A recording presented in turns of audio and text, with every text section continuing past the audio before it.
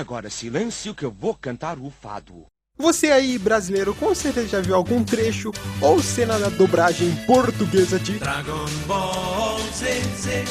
E logo em seguida deve ter estranhado ou deve ter rido pra caramba. Não só pelo costume ou pela diferença de sotaque, mas é porque ela também é bastante peculiar, digamos assim. Vegeta! Olha bem! Mas, como tudo na vida tem uma razão, assim como a censura de One Piece da 4Kids, por mais horríveis que sejam, também tiveram uma razão, essa também deve ter tido. Por que diabos ela saiu desse jeito? Porque não foi uma dublagem normal, entre aspas, como na maioria dos países? Porque fizeram um monte de mudança nos nomes, diálogos e etc. Não sei! Então, decidi pegar meu cachimbo de investigador pra investigar. E no vídeo de hoje você vai conhecer a história da dublagem portuguesa de Dragon Ball Z. E é claro que tem que avisar aqui sempre, né, que esse vídeo não tem intenção nenhuma de ofender ou desmerecer a dublagem de Portugal. É apenas no intuito de entreter e informar o pessoal para que eles não fiquem que nem papagaios na internet repetindo: a dublagem de Portugal é um lixo, devolve nosso ouro. Sem nem conhecer a história antes.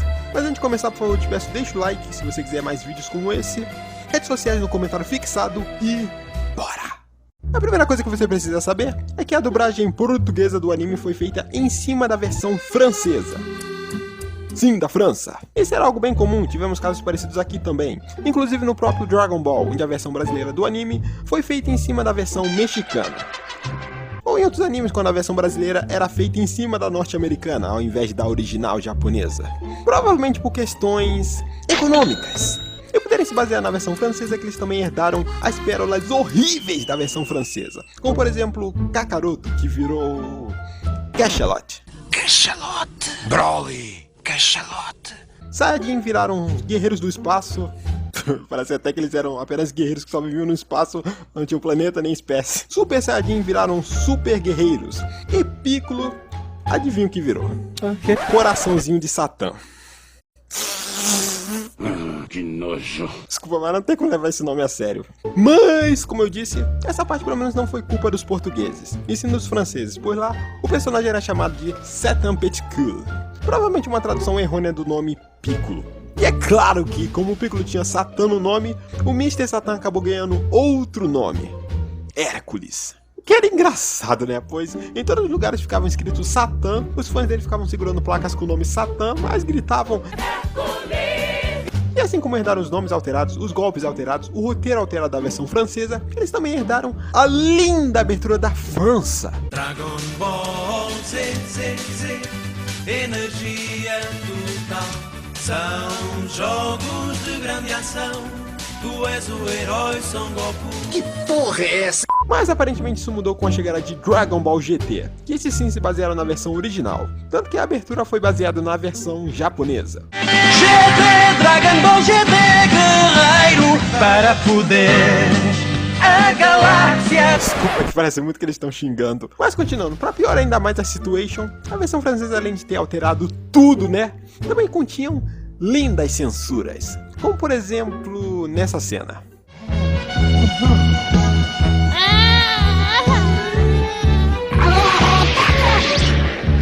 Vamos! O quê?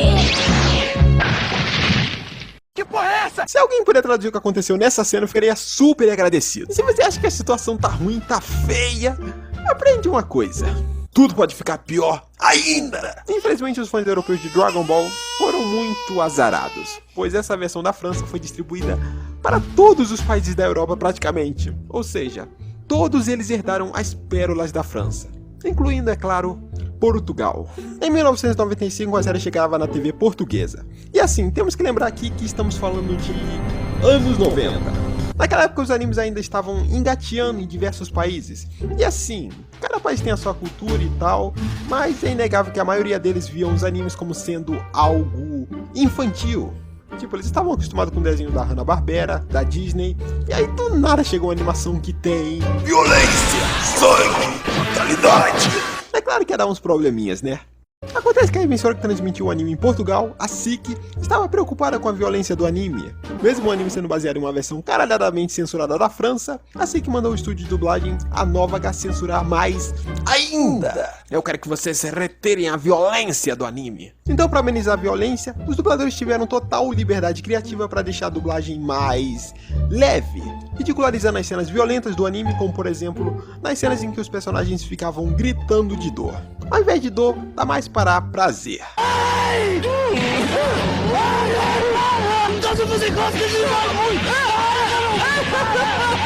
Gosto de fazer durar o prazer. Ao invés de você ficar chocado com a violência e com a morte dos personagens, você ria.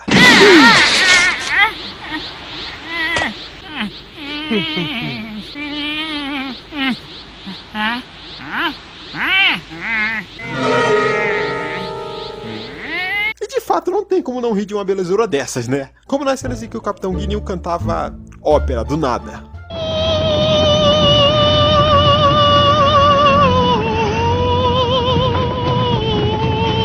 Ou na cena em que a Videl tá apanhando quase até a morte, mas o narrador fica lá tirando um sarro dela. Ah, isso! Veja como a Videl está ali com os olhos azuis!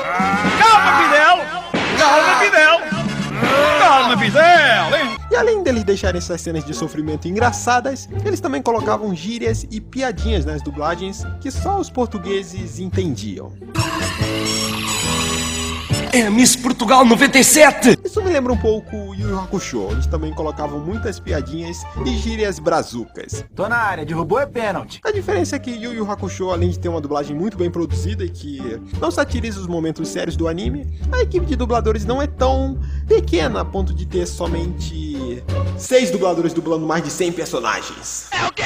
Sim, pode parecer algo meio inacreditável, mas a dublagem portuguesa dos 3 primeiros Dragon Balls, pelo menos, era composta por um time de apenas 6 ou 7 dubladores. Sinceramente, eu não entendo como isso era algo aceitável na época. E o que é que tem de mais? É claro que isso causou uma centena de repetição de vozes, que também causou uma mudança de timbre em certas vozes. Alguns personagens chegavam a ter uma voz super caricata, enquanto outros tinham um efeito de distorção bizarros para disfarçar a semelhança de vozes, como por exemplo na voz do Piccolo, ou o coraçãozinho de Satã, melhor dizendo, que de fato tinha uma voz de Satã. Esta luz, ele vai usar a técnica da pulverização pela luz. É impressionante. Do Pai, do Filho e do Espírito Santo. Ou o céu, que aparentemente dublava em frente a um ventilador. Eu não acreditei em ti.